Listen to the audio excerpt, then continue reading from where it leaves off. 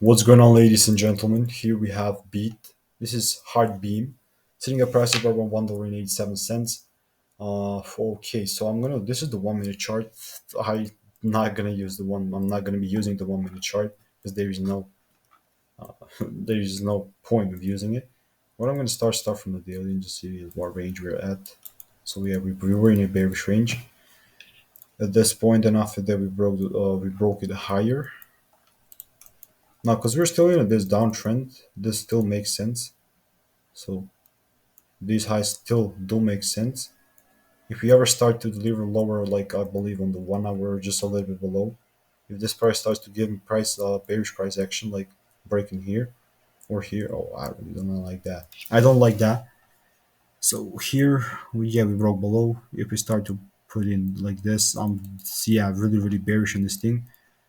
Otherwise, if this just breaks on the daily chart above this week right here and closes above it, or I'm just talking about the price at around 240, I'm definitely gonna continue to be bearish. Otherwise, right now I'm bullish. I'm bearish, but if you break above that, I'm bullish. So still bearish moves in my case. Not financial advice, obviously. Have a